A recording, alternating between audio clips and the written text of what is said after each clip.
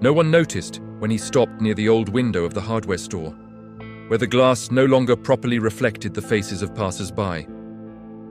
There was no announcement of his presence, no gesture, no attempt to exist for others. Just a motionless man in the middle of an ordinary morning, as if time had decided to ignore him for its own convenience.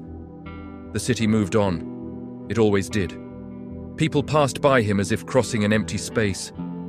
Voices too loud for that time of day mingled with loose laughter, without a defined target, but which found meaning in touching his silence. Two young men crossed the sidewalk and laughed at something that didn't need to be said. One of them pointed slightly, quickly, almost reflexively. A woman looked away, not out of respect but out of haste. A truck honked for no reason, simply because it was there. He remained. The war veteran did not react. His face didn't ask for explanations. His shoulders didn't hunch, his posture didn't change. There were no obvious signs of his past. Nothing that screamed war, nothing that begged for recognition. To passers-by, he was just another quiet man in a small town in the American Midwest. One of those where everyone thinks they know everyone else. Yet, nobody knew him. The laughter wasn't cruel. It was automatic. The indifference wasn't aggressive. It was practical. He was treated as invisible because it was easier that way. In the first few seconds, the injustice made no sound. It settled like fine dust, slow, inevitable. A teenager walked by with loud music on his cell phone and almost bumped into him. He didn't apologize. A group left the corner cafe discussing the previous night's game. Someone made a low, curt comment, too small to warrant a response. The veteran remained motionless, his eyes alert, his body aligned with the wind that swept down the main street. The world passed by him like water flowing over an ancient stone. He didn't move so as not to get in the way. They didn't know they were wrong. There was no change in the environment. There was a change of focus. It wasn't a reaction. It was confirmation. The mistake wasn't ignoring it. The mistake was underestimating it. While others saw only a man too quiet for that city, he effortlessly registered patterns. The irregular rhythm of a stranger's footsteps, the way a car remained running for too long in front of the pharmacy, the gaze of someone pretending to talk on the phone while observing reflections in shop windows. Tiny, almost invisible details began to align in his mind with silent precision. He didn't hurry. There was no anxiety in his gaze, no judgment, just reading. The veteran didn't need external confirmation. He had learned long before that most mistakes begin when someone speaks too soon. He perceived the absence before others noticed any presence. The silence around him wasn't empty, it was informative. He noticed the wind change before the flag reacted. He noticed the warehouse door remain ajar when it should be closed.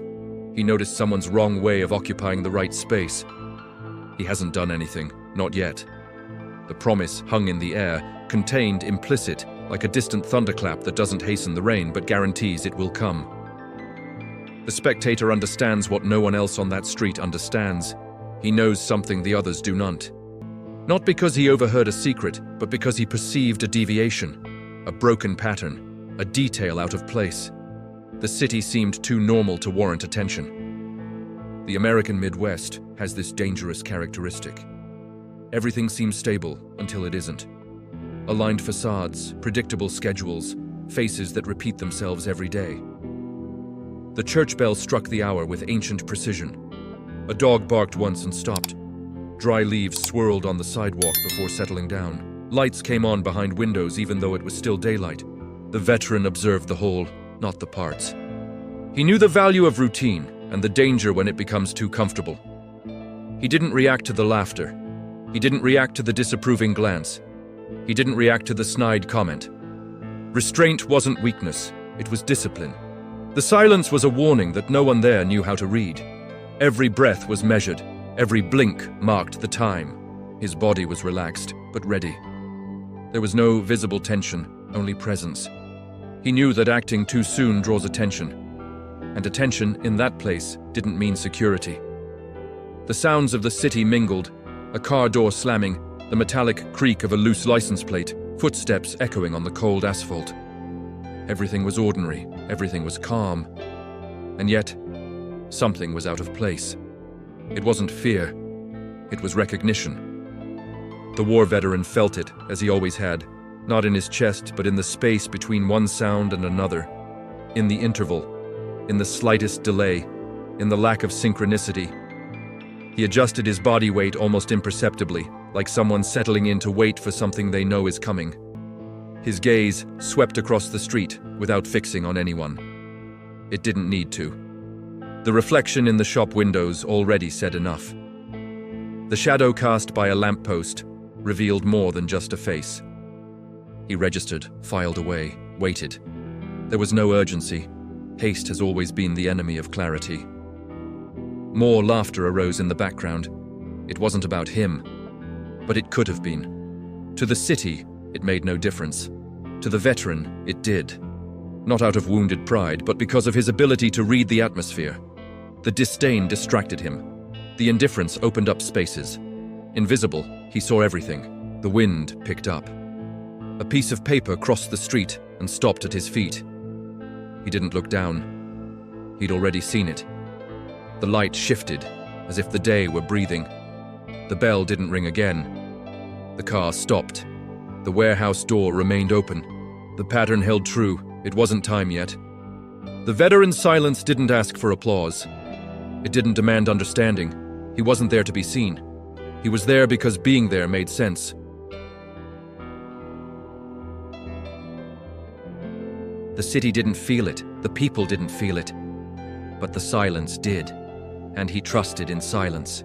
He stayed. He observed. He waited. He lived far from the center, where the city began to lose its name and became just a road. The house didn't attract attention. It wasn't abandoned, nor was it welcoming. It existed as he existed, functional, discreet, out of the way. Whoever passed by wouldn't stop, and whoever stopped wouldn't stay. That was exactly how he wanted it. The war veteran always woke before sunrise, not because he needed to, but because his body already knew. The clock didn't wake him. He would awaken seconds before the alarm rang, as if the sound were a formality. He would lie there for a moment in absolute silence, listening. Not to the house, but to what was outside. The wind against the wood, the distant sound of an engine, the interval between one noise and another. Only then would he get up. Routine was a system, not a habit. A carefully constructed emotional defense system. Everything had its place. Everything was in order. Nothing was excessive. The coffee maker was always turned on the same way. The mug, always the same. He drank slowly, not for pleasure, but for mindfulness. The hot liquid anchored his body in the present. The silence of the kitchen was dense, comfortable. There was no radio. There was no television on in the morning. Too much information creates noise. He preferred clarity. Outside, the day began like any other. For him, this didn't mean safety. It meant predictability, and predictability demands vigilance. The veteran watched the sky not to predict the weather, but to perceive subtle changes. The way the clouds moved, the behavior of the birds, the unusual delay of a distant sound. He didn't think of it as an alert. It was simply a continuous reading of the environment. It had always been that way. He lived on the outskirts of the city, not out of weakness, but by choice. The center was too noisy. People talk too much when they want to hide something, even from themselves. There, far away, he could see better. He didn't need to explain his absence. He didn't need to justify his silence. Nobody expected anything from him, and that was an advantage. When he needed to go to the city, he did it at the same time. The same route, the same parking lot. Not out of rigidity, but out of control. Unnecessary variation creates gaps. He knew this. He walked the streets as if measuring the ground. He didn't look away. Nor did he fix his gaze. His body moved economically, without unnecessary gestures. To most, he seemed just a man who was too quiet. For him, it was enough. The veteran didn't complain. He didn't explain himself.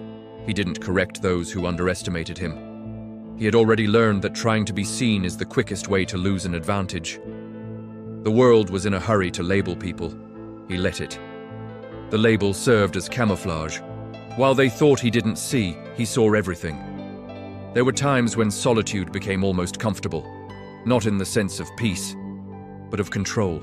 Being alone meant not having to react to the unpredictability of others. He chose when to be near and when to distance himself.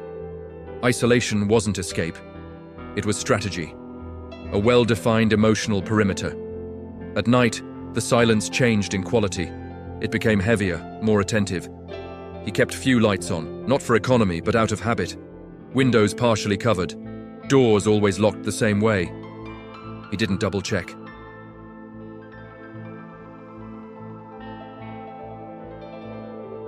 Sometimes he would sit on the porch doing nothing out of the ordinary. He would simply observe the dark line of the road, the distant movement of headlights, the intermittent sound of insects. His body would relax, but his attention would remain awake. He didn't call it vigilance. He called it being present. For him, sleep was never about completely switching off. It was merely about lowering the volume. There were no photos scattered around the house, no mementos on display, not out of explicit pain, but by conscious choice. Objects anchor emotions. He preferred to keep the past organized, stored where it could be accessed only when necessary. Memory, like everything else, needed control. When someone spoke to him, which didn't happen often, he responded with the bare minimum. Not out of coldness, but out of precision. Excessive words create expectations. Expectations create bonds. Bonds create noise. He preserved clarity with silence, and silence for him was always more honest. The war veteran carried a constant yet invisible hypervigilance. There were no wide eyes, no tension in his shoulders. His body had learned to disguise it. Danger rarely announces its arrival. He knew this. That's why he observed the details that no one else considers important. That's why he noticed what was missing, not just what was present. The city went on without noticing him. He accepted it. There was no resentment, just realization. The world didn't need to recognize him for him to be who he was. He wasn't seeking redemption, nor validation. He was seeking balance. A silent state where he could exist without being pulled back into something that demanded too much. And yet, even within that controlled routine, something was beginning to creep in. A slight deviation. A recurring detail. Nothing alarming. Nothing enough to warrant action, but enough to observe more carefully. The veteran didn't rush to conclusions. He never rushed. He simply adjusted the system, and he continued watching. Long before the war taught the ultimate weight of silence, he already existed that way. Not as someone broken, but as someone attentive. Even as a child, he perceived things that others didn't because they weren't looking for them. It wasn't fear, it wasn't distrust, it was sensitivity to the environment. An intuitive understanding that the world speaks all the time, even when no one opens their mouth. His name was Daniel Harper. Daniel grew up in a small town in the American Midwest, where the seasons dictated people's moods and routine was considered a form of security. The streets were too calm to seem dangerous.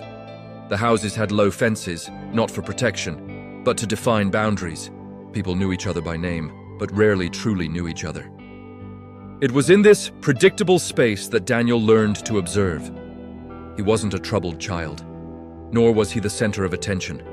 He was the kind of boy who stayed a step behind, not out of insecurity, but to see better. While other children talked loudly, he listened. While they ran aimlessly, he noticed where the ground dipped slightly, where the wind changed, where the sound echoed differently. Nobody taught him this. It just happened. At home, silence wasn't a punishment, it was part of life. His father spoke little and worked a lot. He didn't complain, he didn't dramatize, he showed. Daniel learned early on that words alone don't build anything. His mother kept the house in order, not out of obsession, but out of necessity. Organization was a way to keep the world predictable. Daniel absorbed this without realizing it. Order brings clarity. Clarity brings control. There were nights when he would sit on the porch just to watch the empty street. He didn't expect anything to happen. He watched because it calmed him. The way the streetlights cast long shadows, the distant sound of a car passing by much later than usual. Small deviations that no one commented on. Daniel noticed. He kept them to himself. He felt no need to share them. At school, teachers said he had potential. They didn't know exactly what for. He learned quickly, but didn't compete for attention. He answered when asked. He never interrupted. He didn't correct classmates in public. He preferred to understand the mistake rather than prove he was right. To some, he seemed apathetic. To those who paid attention, he was the most present student in the class. Daniel discovered early on that observation gave him an advantage, not in the sense of superiority, but of anticipation. He noticed changes in adults' moods before they turned into arguments. He perceived tension before it became conflict. This made him silent, but not passive. Just strategic, even without knowing that word existed. When the subject of military service came up, it wasn't a sudden impulse.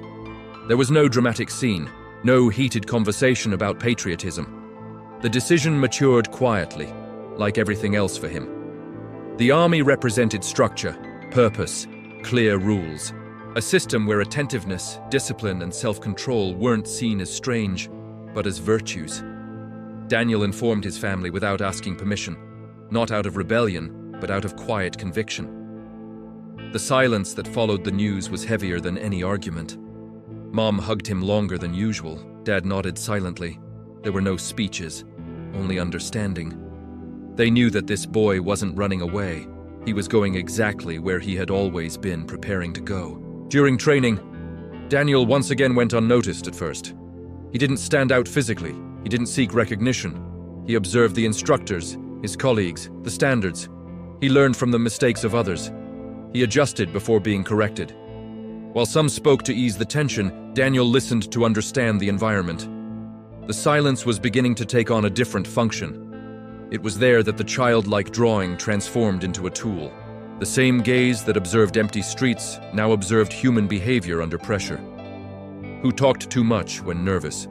Who stayed quiet out of fear? Who maintained control? Daniel didn't judge. He recorded. He made few friends. Silent relationships based on trust and respect. People who understood that the absence of words did not mean the absence of loyalty. Daniel never explained who he was. He never felt the need. Those who needed to know perceived it through his behavior. Before the war, he still believed that attention was merely an advantage.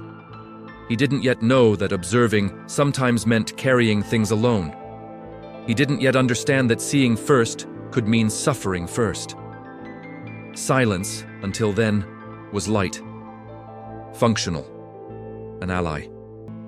What Daniel Harper didn't yet know was that the very silence that had protected him since childhood would be what kept him alive, and what would later exact the highest price. But that was still ahead. Before the war, he was just a man who observed, and that said it all.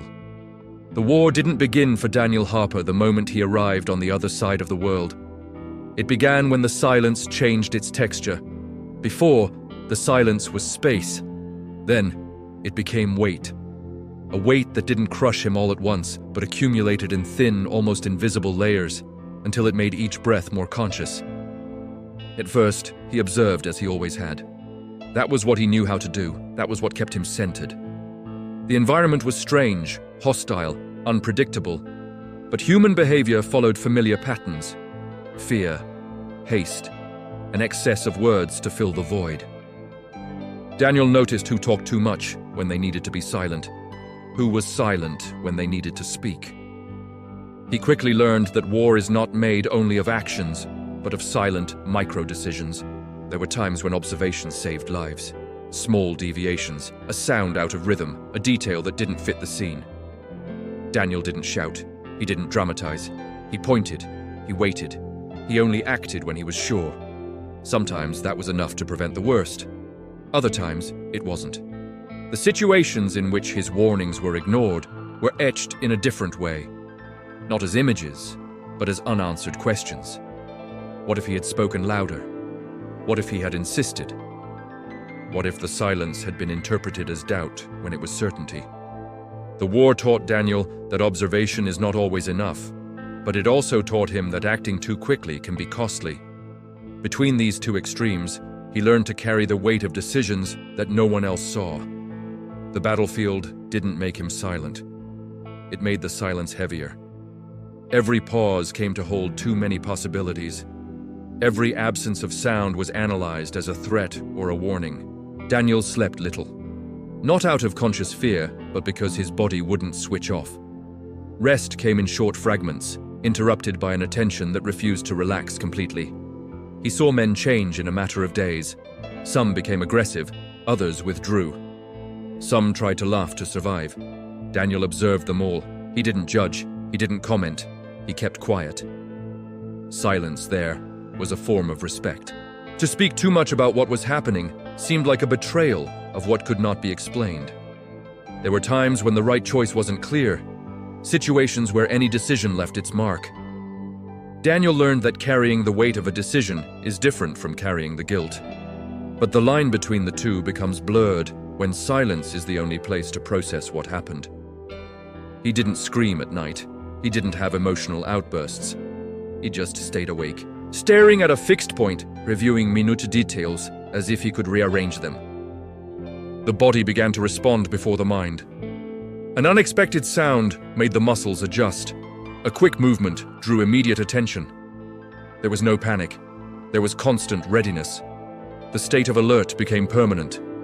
Silence ceased to be rest and became a territory of vigilance.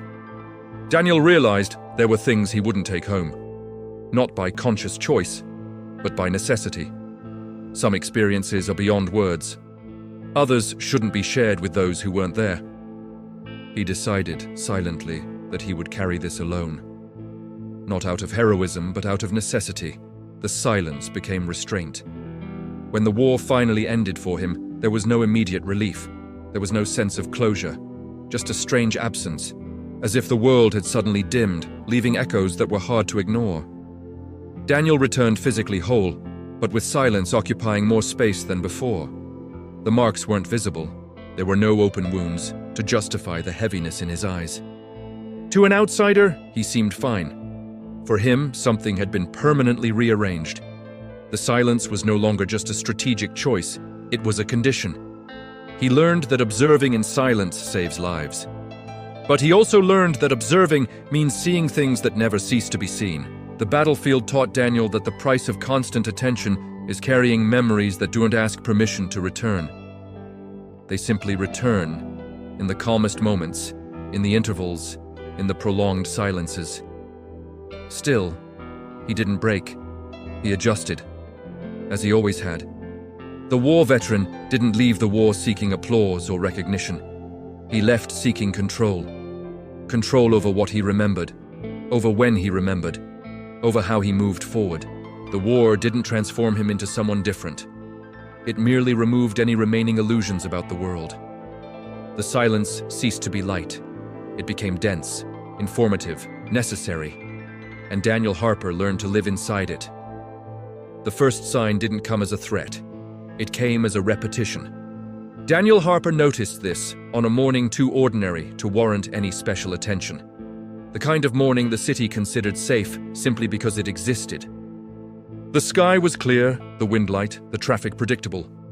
People went about their schedules with the confidence of those who believe the next day will be the same as the last. For Daniel, this certainty was always the first mistake. He was in the city center, standing across the street, observing without seeming to observe. Nothing immediately caught his attention. No aggressive behavior, no out-of-place sounds. Yet, something didn't fit. It wasn't an isolated detail. It was a pattern too subtle to bother anyone who wasn't looking for it. The same car, at the same time, at the same spot on the street. He wasn't suspicious. He wasn't breaking any rules. He just stayed on too long before moving on. To anyone else, that would mean nothing. To Daniel, it meant choice. Someone was waiting for something, or someone. He didn't react. He didn't write it down. He didn't change his routine. He just mentally registered it, as he always had. The first observation is never enough. Patterns require confirmation. He returned the next day. The car appeared again. Same position, same delay before leaving. Nothing ostentatious, nothing illegal. Daniel felt the silence settle within him. It wasn't an alert, not yet. It was refined attention.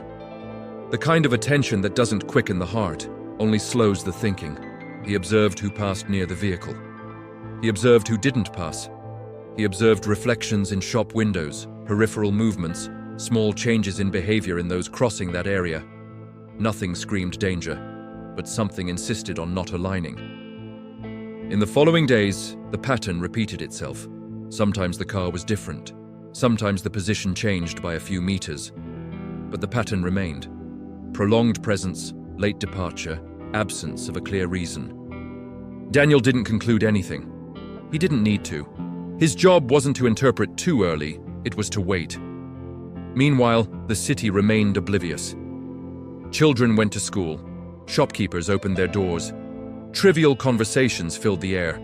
Normalcy was so consistent that it became anesthetizing. Daniel knew this effect. Routine makes people lower their guard without realizing it. Another detail emerged, too small to become the main topic of conversation. A different man in different locations, always in the background, never in the center. Never interacting too much, never completely absent. To anyone else, just another ordinary face. To Daniel, a new variable. He began to adjust small behaviors, nothing that would draw attention. He changed sides of the street. He altered the length of time he spent in certain places. He observed reactions. He wasn't seeking confrontation. He was seeking confirmation. The triggering event never reveals itself all at once. He tests, he measures, he waits for someone to be distracted. Daniel realized he was doing something he had sworn not to do again, applying environmental reading outside the battlefield. This didn't bother him. It only reinforced the need for caution. He didn't want to be right. He wanted to be wrong. But repetition didn't give him that option. There was a specific moment. Small, almost irrelevant. A door that should have been closed appeared ajar for a few minutes and then was closed again. No alarm, no rush. Just a pause. Daniel wasn't close enough to act, but he was close enough to notice. He observed who passed by, who didn't, who looked too quickly. The silence became more attentive. Daniel didn't tell anyone. He didn't alert the authorities. He didn't discuss it with acquaintances. Not because he distrusted them, but because he knew that an alert without concrete evidence creates noise. Noise attracts attention. Attention at the wrong moment breaks patterns before they are understood. He needed to understand the system before interfering with it. Gradually, the small detail began to connect with other equally small details. Slightly off-kilter schedules, discrete presences, movements that didn't align with the city's logic. Nothing that warranted fear. Everything that justified continuous observation. Daniel sensed the internal conflict forming, still distant. Part of him wanted to remain invisible, faithful to the silent promise not to get involved. The other part recognized something familiar in that broken pattern. It wasn't an explicit threat. It was preparation. And preparation always precedes something bigger. He chose to wait. Waiting didn't mean passivity. It meant responsibility. He observed more. He walked more. He sat in places where he could see without being seen. He adjusted the rhythm of his own breathing when he felt his body react before his mind. There was no fear. There was recognition. On an ordinary afternoon, Daniel realized it was no longer just an isolated detail. The pattern was expanding. Another variable was emerging. Another small deviation. Still, nothing crossed the line of action. He knew that the triggering event didn't demand an immediate response. It demanded patience. The city continued laughing, talking loudly, underestimating the silence. No one realized that something was being measured. No one felt the slight change in tension in the air. Daniel felt it, not as anxiety, but as internal alignment. The war had taught him that when the environment begins to repeat small mistakes, the cost is usually high. That night, sitting on the porch, he didn't observe the road as usual. He observed his own decision. He wouldn't act yet, but he also wouldn't pretend not to see. The calling event had served its purpose. It had shattered the illusion of normalcy. Now, everything needed to be seen through a different lens. Daniel Harper understood, with silent clarity, that something was approaching. He didn't know when, he didn't know how, but he knew it wasn't a coincidence. The silence confirmed it, and he remained in it, observing. Confirmed. Waiting. Daniel Harper realized the moment had arrived, not because of a loud sound, but because of its absence. The city was too quiet for that hour. Not silent like at night, but suspended, as if something had been removed from the atmosphere without warning. The veteran felt this in his body before he could organize his thoughts. The air seemed denser, the movements more calculated. The routine had been interrupted by something too small to be noticed by anyone who wasn't paying attention. He didn't get up immediately. He didn't run. He didn't quicken his pace. The internal conflict didn't manifest as fear, but as a choice. Remaining invisible meant maintaining control over his own past. Intervening meant opening a door he had kept closed for a long time. Daniel didn't want to be seen. He didn't want to be recognized. He didn't want the city to pull him into something that would demand explanations. But there was something bigger than that. He watched the scene unfold like someone reading an old map. The variables were there, aligned in a way that left no room for denial. It wasn't an outright threat. It was a fragile human situation, on the verge of spiraling out of control due to a series of small, wrong decisions. Daniel understood that waiting any longer would mean transferring the risk to someone who had no way of perceiving it. He took a deep breath, just once. The action began before a single word was spoken. Daniel adjusted his posture, shifted his body angle, positioned himself where he could intervene without drawing attention. The veteran didn't advance directly. He never did that. He knew that noisy courage creates resistance. Silent courage creates space. When he spoke, it was brief. His tone was neutral. There was no explicit command, only guidance. A short, almost casual phrase, enough to break the flow and redirect the movement of those involved. There was no shouting. There was no threat. Just clarity. The response wasn't immediate. People tend to resist what they don't understand. Daniel waited. He maintained a steady, but not defiant gaze. Body language spoke louder than words. He wasn't there to dominate the situation. He was there to stabilize it. The training was evident in the details. The way he judged distances, how he positioned his own body between the danger and those unaware of it, how he anticipated reactions without provoking them. Nothing seemed extraordinary to those watching. For Daniel, it was simply the precise application of something he had learned to do under extreme pressure, now reduced to the bare minimum. There was a moment when someone questioned his presence, a louder tone of voice, an attempt to assert authority. Daniel didn't respond immediately. The silence created an uncomfortable enough space that the question itself lost its force. When he did respond, it was simply, without justifying who he was, without explaining where he came from. He only indicated the correct next step, and it worked. Not because he was imposing, but because he was right. The precision of the intervention reduced the potential chaos before it manifested. The situation began to reorganize itself around his calm. People adjusted their behavior without realizing why. The risk diminished without warning. Daniel felt the internal weight shift, not relief. Responsibility fulfilled. The act of courage wasn't confronting someone. It was choosing not to ignore. It was accepting being seen for a few seconds, knowing that it would have an emotional cost later. When everything settled down, he didn't stay in the center. He didn't seek validation. He didn't explain what he had avoided. The veteran walked away in the same way he had approached, silently. Someone tried to thank him. He nodded once, almost imperceptibly. Gratitude creates bonds. Bonds create questions. He didn't need them. As he walked away, Daniel felt something familiar return. Not as an explicit memory, but as an internal state. Heightened awareness. His mind analyzing what he had done, what could have been done differently, what still needed to be observed. The silence deepened again. That day, he didn't go straight home. He walked more than usual. He needed to allow his body to release energy without his mind taking over. He observed shop windows, reflections, people already returning to normal. unaware that something had been avoided.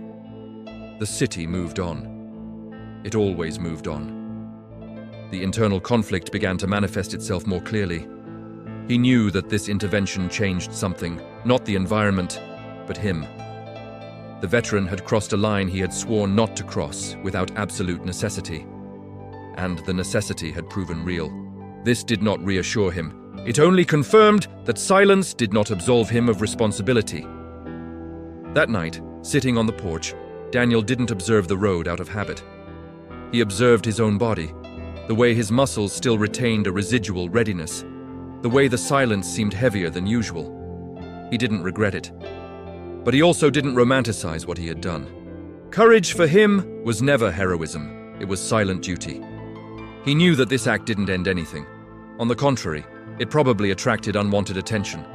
Not immediate, not explicit, but enough to change patterns. Daniel accepted this without visible emotion. Accepting consequences had always been part of discipline.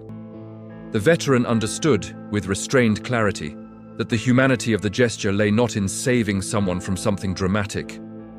It lay in preventing a common situation from becoming irreversible. Few would notice. No one would tell the story. And that was right. The silence was not light again that night, but it remained honest. Daniel Harper went to bed late. He slept little, not out of fear, but out of heightened awareness. The act of courage had been silent, precise, human, exactly as it needed to be. And now he knew something bigger would begin to move. After what he had done, Daniel Harper realized that silence no longer protected him in the same way. It was still there, thick, alert, but it no longer functioned as shelter. It had become a border. And borders, he knew, exist to be tested. The first sign didn't come from other people, but from his own body.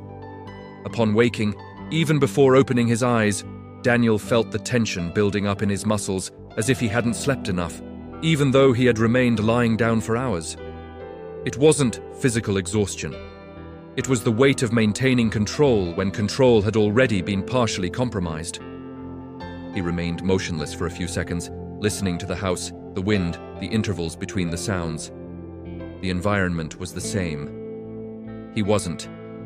Upon leaving, the city seemed the same. Predictable streets, routine steps, trivial conversations. Yet, something had shifted. Daniel sensed it in the gazes that lingered a moment longer than usual. Not overly curious, not intrusive, just attentive. People trying to fit him into some comprehensible place, into some simple narrative that would reduce the complexity of what they had seen. He knew this process. He'd seen it happen before. When someone deviates from the expected pattern, the environment tries to correct them, to give them a name, to assign a function, to provide an explanation. Daniel didn't want any of those things. To be seen as the veteran, the silent savior, the man who knows too much, any of those versions would demand something from him. And he had no intention of offering more than he already had. The biggest conflict wasn't being judged. It was being summoned. Daniel noticed that the space around him was beginning to subtly change. People avoided crossing his path at certain times, and at others, they made a point of being near him. A strange balance between distance and closeness. This created noise, and noise for him had always been dangerous. Noise masks important signals. It confuses the reading of the environment. It generates false urgencies. He responded as he always had. Fewer words, more observation. He adjusted his pace. He changed his schedule. He chose places where he could observe without being approached. But the feeling of displacement persisted. No matter how hard he tried to return to his old routine, it no longer fit perfectly. At night, the conflict deepened. The silence, which had previously organized thoughts, now amplified them. There were no explicit memories of the war. There were no violent scenes returning. There was something more difficult to deal with, the emotional anticipation. The certainty that that small act of courage had opened a door that does not close easily. Daniel felt a fear he rarely admitted to feeling. Not the fear of immediate danger, the fear of being pulled back into a mental state that demanded constant vigilance, permanent responsibility, decisions that allowed no room for error. He had spent years building a life where risk was manageable, where attention could rest, even if only partially. Now, that seemed compromised. He tried to rationalize. He told himself he was exaggerating, that the city would forget, that everything would go back to normal. But the veteran knew when he was lying to himself. Normalcy doesn't return after someone notices something out of place. It only pretends. During the following day, Daniel felt the weight of emotional exhaustion build up. Not as a collapse, but as continuous wear and tear. Maintaining silence required conscious effort. Every minimal interaction demanded control. Every glance required interpretation. He wouldn't allow himself to fail, not because someone was watching closely, but because he himself couldn't accept a loss of clarity. There was a specific moment when the conflict took on a more defined form. A conversation interrupted when he approached. A comment cut short mid-sentence. Not hostility, expectation. Expectation is heavier than judgment. Expectation demands its due. Daniel felt the urge to withdraw completely, to return to total isolation, to cut off all contact. But he knew that this would also be noticed. Abrupt absence draws attention as much as unexpected presence. He was trapped in an uncomfortable interval, too visible to disappear, too invisible to explain. That night, sitting on the porch, the veteran stared at the road for long minutes without truly seeing it. His body was there, his mind elsewhere. Not in the specific past, but in the mental state that the past demanded.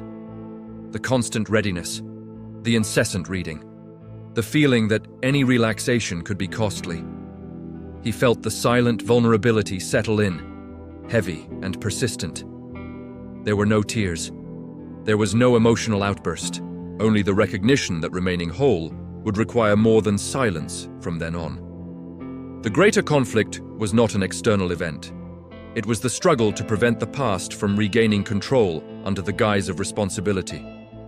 Daniel Harper realized he was tired, not of the world, of himself, of the constant effort of being contained, of observing without reacting, of acting without being seen. The veteran knew that this exhaustion doesn't lead to immediate collapse. It corrodes slowly, like rust on a solid structure. He wondered for the first time in a long time how much longer he could maintain that balance, how much more he could carry without something giving way. The silence offered no answer, it simply remained. The greater conflict wasn't being shouted, it wasn't a threat. It couldn't be resolved. He just kept pressing, constantly, silently, inevitably. And Daniel knew that the next step would not be a rational choice. It would be a rupture. The rupture didn't come as a sudden impact. It came as accumulated fatigue. A slow, almost invisible wear and tear that Daniel Harper didn't notice at first, because he had always learned to function when tired. The problem was different. This time, the silence was no longer organizing the world. It was compressing everything within him. That morning, he took longer than usual to get out of bed. Not because his body was weak, but because his mind resisted. Opening his eyes meant resuming vigilance. It meant taking on the burden of being attentive to everything again.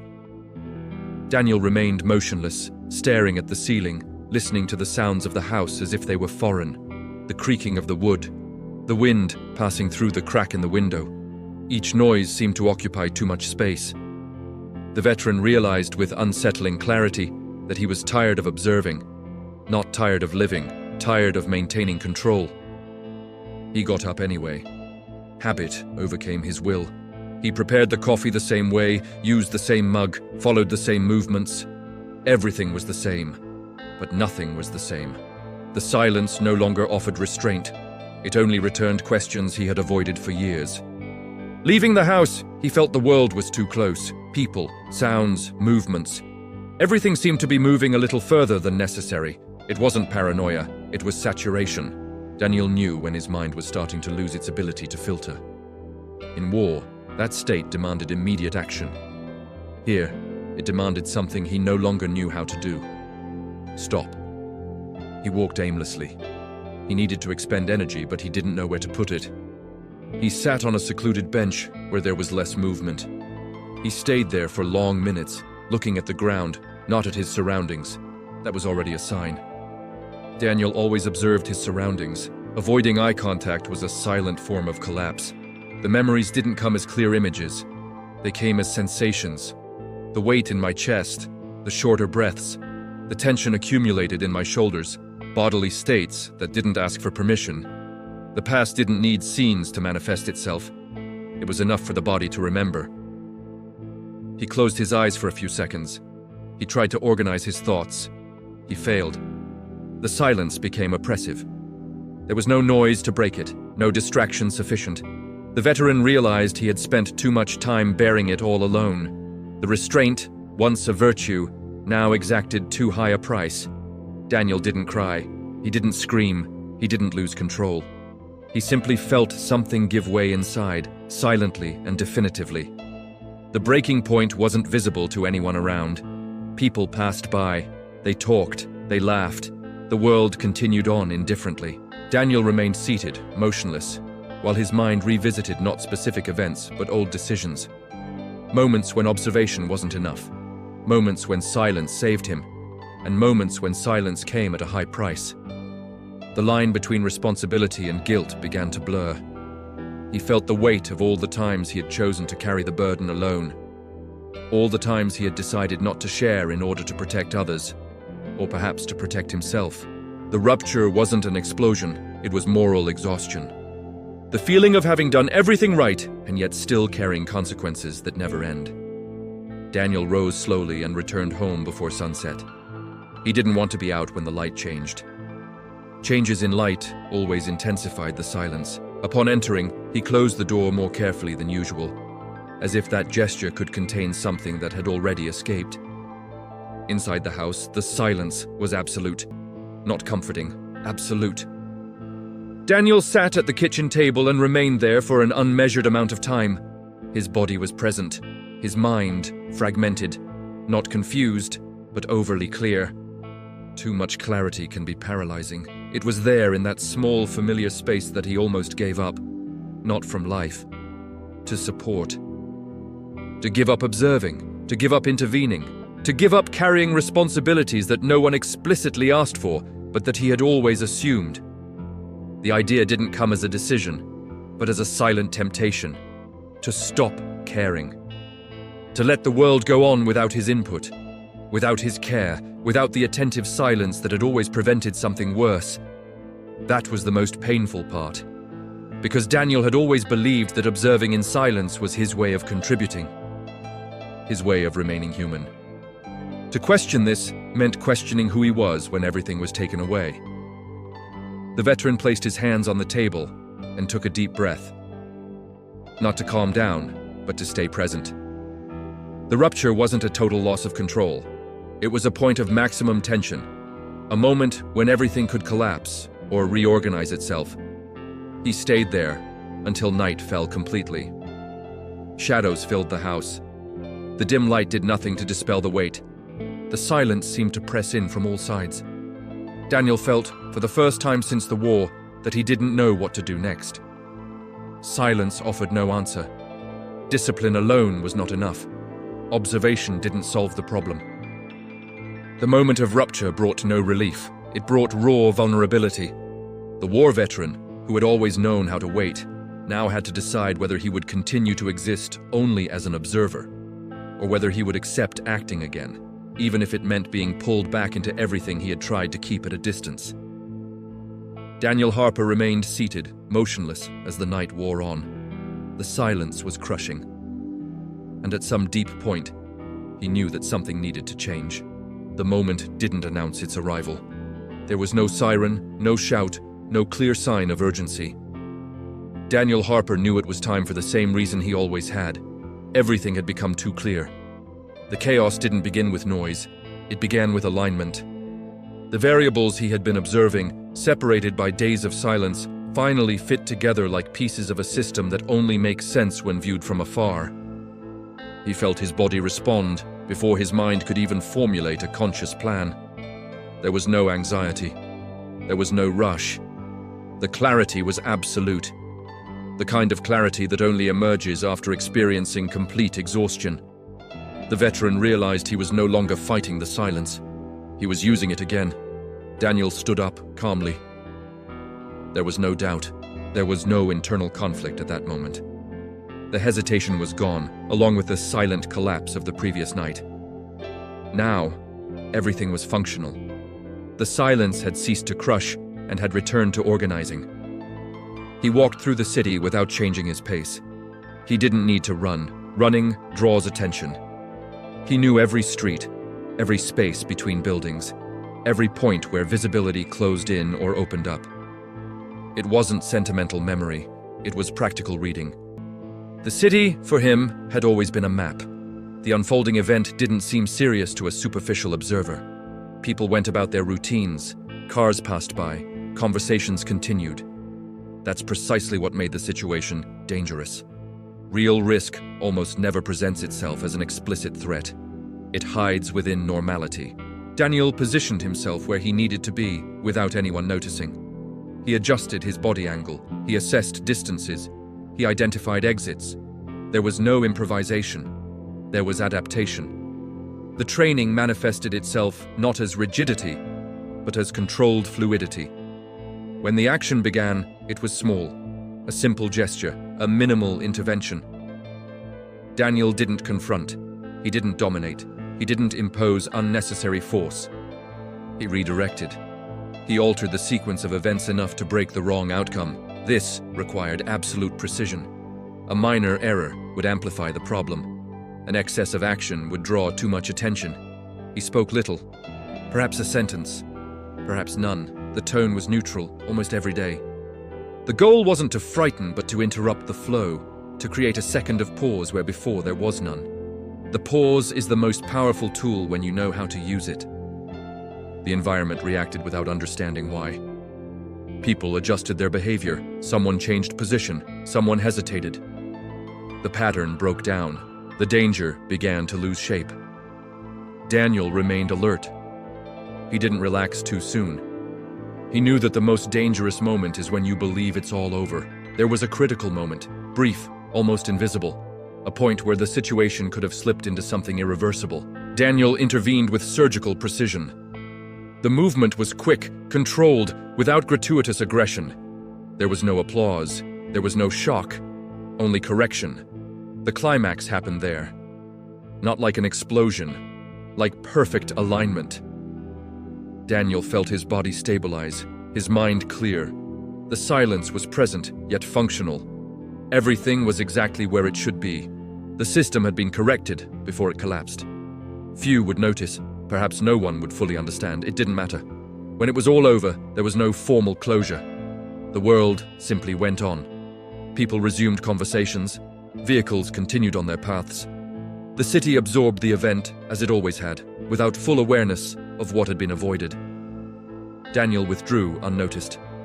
He didn't seek recognition. He didn't wait for external confirmation. The veteran knew when the job was done. Staying would be unnecessary and risky. As he walked away, something inside him changed permanently. It wasn't relief. It wasn't pride. It was integration. For the first time since the war, the silence wasn't divided between protection and burden. It was whole, functional, honest. Overcoming this didn't come as an emotional victory.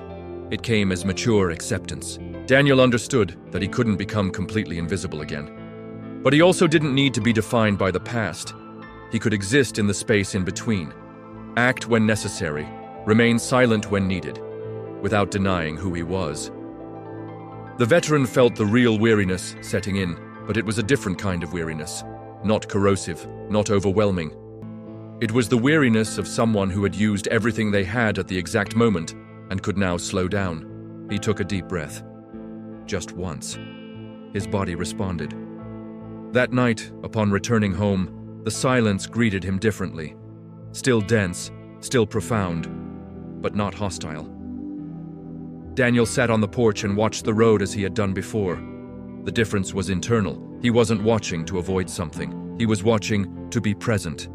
The climax didn't transform him into someone new. It merely restored coherence to something that had been fragmented.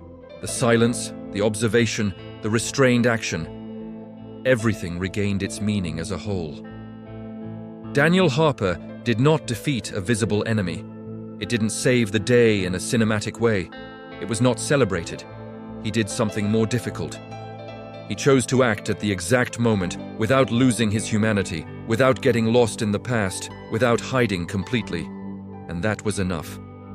After what happened, the city didn't wake up any differently in the way people expect when something big comes too close. There were no headlines, no ambulances speeding down the main street, no, "Did you hear what happened yesterday?" echoing loudly from the coffee shop counter. The American Midwest has a particular way of swallowing the extraordinary without admitting it was extraordinary, as if naming the danger were an invitation for it to return. So the city continued as it always had. Doors opening at the same time, pickup trucks backing into the same spot, people greeting each other with the same old nonchalance. And yet the air carried a subtle shift, a kind of invisible adjustment that didn't need to be mentioned to exist. Daniel Harper understood it first in the rhythm, not in the words. What truly changes a place rarely changes the speech. It changes the pace. People crossed the street a little faster, but without any declared hurry. They looked at the edges of the sidewalk for a second longer, as if, by instinct, they were learning a lesson they didn't know they had learned. The pharmacy clerk began locking the door with a more conscious, not automatic gesture. The cashier at the supermarket, who used to ask the same question as always without looking anyone in the face, began to raise her eyes more frequently, trying to gauge the customer's mood before choosing her tone. Small things, scattered, without a narrative. But Daniel knew the value of what doesn't become a story. It was there that the world truly changes. He didn't expect thanks. He didn't expect explanations. He returned home as he always did, avoiding turning what he had done into his identity. He was still a war veteran, still carrying the past like one carries a dangerous tool, with respect and distance. But now, the silence had another quality. It wasn't just a shield, it wasn't just weight, it was space. A space he hadn't found in years, and the fact that this space existed again was almost uncomfortable, because the body learns to live under pressure as if it were normal. Daniel sat on the porch that first night, looking at the road, and realized he was truly listening, not searching for threats in every interval, but listening as one who accepts that the world can exist without demanding constant reaction. This wasn't peace. Peace would be too soon. It was merely an interval of coherence, and coherence, for him, was rare. In the following days, he continued waking before sunrise.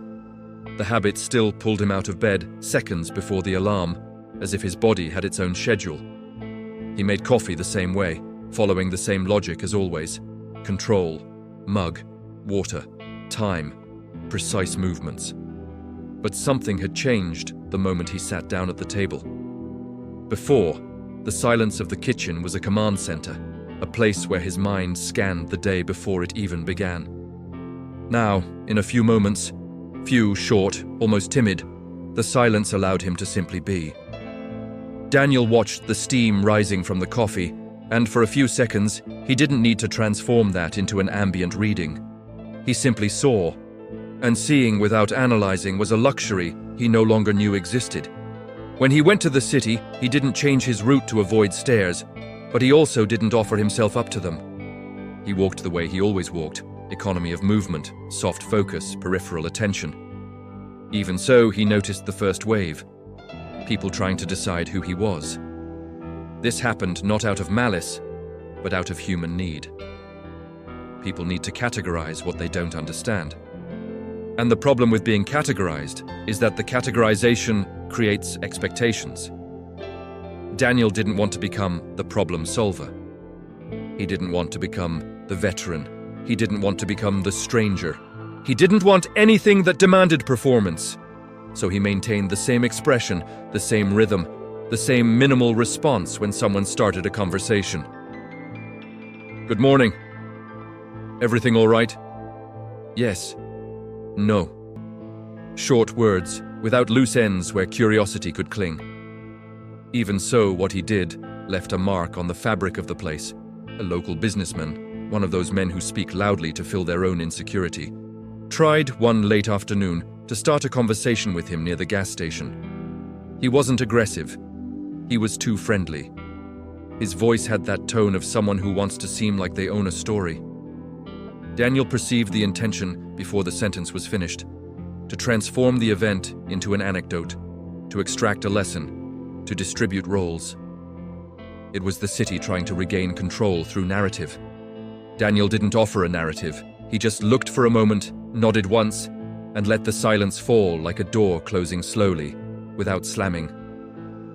The man laughed softly, awkwardly, and changed the subject. And there was the first real effect. Daniel didn't need to convince anyone. He just needed not to give space.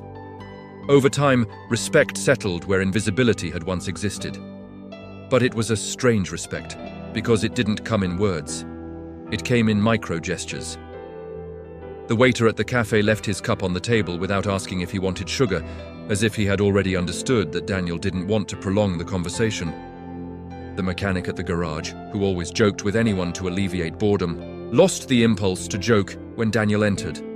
Not out of fear, but out of an intuition of boundaries. A teenager, with headphones on, took a half step to the side to avoid bumping into him. And when she realized he had noticed the gesture, took off one earphone and said, "Sorry," without irony. Daniel nodded. "I don't smile. I didn't need to." The city was, little by little, learning to respect what it didn't understand. And Daniel was also learning something. It wasn't possible to return to the previous state, not completely. Absolute invisibility was comfortable, but it was a way of hiding. He didn't want to be seen, but he also didn't want to be a ghost. The difference between the two is subtle, and he realized this one morning when he walked to the market, and for the first time in a long time, felt the urge to buy something that wasn't just necessary. Something small. A simple, almost childlike item. A packet of biscuits he remembered from his childhood. He stood for a moment in the aisle, holding the packet, and felt a kind of shame that didn't make sense. Shame for desiring something banal. War teaches that desires are distractions. But the return to life also teaches that the absence of desire is a form of slow death. Daniel put the packet in the cart. He paid. He went home. And when he ate a biscuit on the balcony, he didn't feel joy. He felt presence. That was already a lot. The most difficult consequence appeared silently. The city began to offer a sense of belonging, and belonging, for him, was dangerous. Because belonging evokes memory, history, names, the past. An elderly gentleman he sometimes saw at church, Daniel didn't attend, but he passed by, greeted him, and said something about having served. It wasn't a direct question. It was a subtle acknowledgement. Daniel neither confirmed nor denied it. The old man simply nodded, as if he understood the answer in the silence. Daniel left with a heavier heart. Not because of the man, but because of what it meant. When someone begins to perceive who you are, they also begin to assume what you should be. And Daniel didn't want to owe anyone anything beyond the bare human minimum. Still, he wasn't cruel. He didn't cut off the world for pleasure. He simply controlled the distance. One day, a mother with a small child dropped her keys on the sidewalk. Daniel was just a few steps away. He could have ignored it and kept their old pact. Instead, he crouched down, picked up the keys, placed them in the woman's hand, and stepped back before she could thank him too much. The woman said, "Thank you," in the soft voice of someone who didn't want to bother her. Daniel nodded and walked away. The child looked at him with pure, unlabeled curiosity. Daniel didn't return the smile, but he didn't look away either. For a second, he allowed human contact without the weight of history. This, for him, was a silent victory. At home, the nights remained nights. The past hadn't evaporated. He still woke up sometimes, not from nightmares, of course, but from a bodily state that couldn't fully relax. But now, when he woke up, he didn't hate himself for it. He didn't punish himself. He sat on the edge of the bed, breathed slowly, waited for his body to return to its normal state. And instead of feeling trapped in the cycle, he recognized, this is part of it. Part of who I am, part of what I carry. I don't need to fight against myself every night. The war had ended years ago, but the internal war, the one that made him demand emotional perfection, was beginning to lose its power. Not because he was cured, he didn't believe in that kind of word, but because he was less alone within his own silence. The city in turn began to forget the specific event, just as he knew it would. The countryside doesn't hold on to details, it holds on to sensations. What remained wasn't a clear memory of what almost went wrong. What remained was a slight adjustment in collective behavior, as if the place had developed a new instinct. The warehouse owner started closing the door more carefully. The local policeman, who used to spend too much time chatting in the cafe, began to take an extra lap around the main street before leaving. The bank manager changed the flickering light bulb in the entrance, something he had ignored for months because suddenly the negligence seemed uncomfortable. Nobody connected these dots. Daniel did. He saw the city creating, without realizing it, an emotional defense system similar to his own. Small habits that avoid the worst without anyone having to talk about the worst. And that was the most elegant consequence, the subtle change. Daniel didn't become a local hero. There was no plaque. There was no invitation. There was no official story. What there was a kind of silent respect, a new margin of care, a discreet presence of prudence. And Daniel, who had always lived on the margins, recognized something ironic. Sometimes the margins are where the center is protected. As the weeks passed, he began to do something he had previously avoided, staying in the city a little longer than necessary. Not out of a desire to socialize, but out of a desire to simply exist there, without fear of being drawn into a barrage of questions. He would sit in a cafe, order his usual, choose a table where he could see the street without being too exposed, and stay.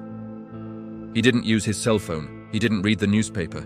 He simply observed normal life, allowing it to pass by without demanding his participation.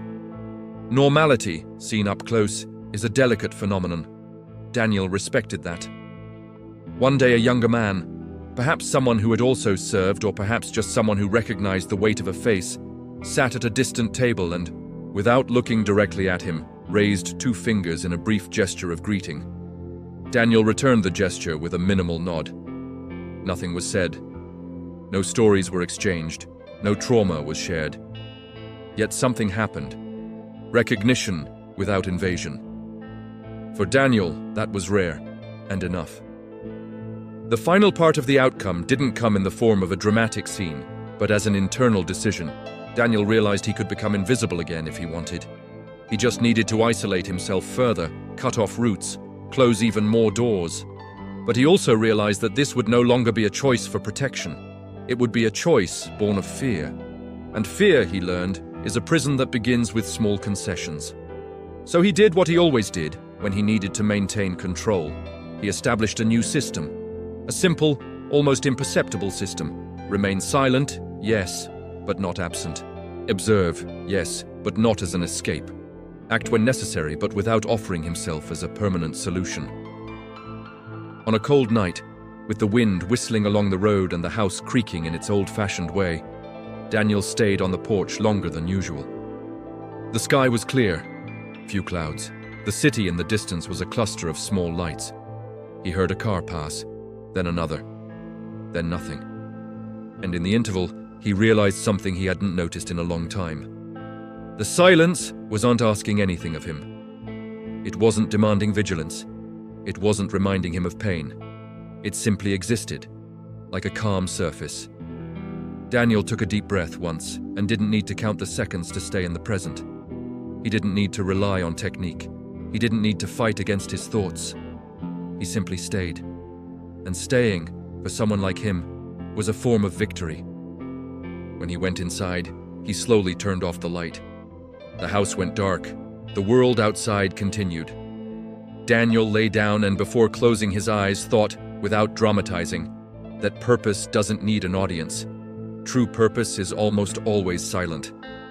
He had returned to silence, yes, but not as a hiding place, as a choice, as a method, as a way to be useful without disappearing, and the moral wasn't delivered to convince anyone. It was simply the truth that lingered in the air, as everything that truly matters does. Never underestimate those who observe in silence.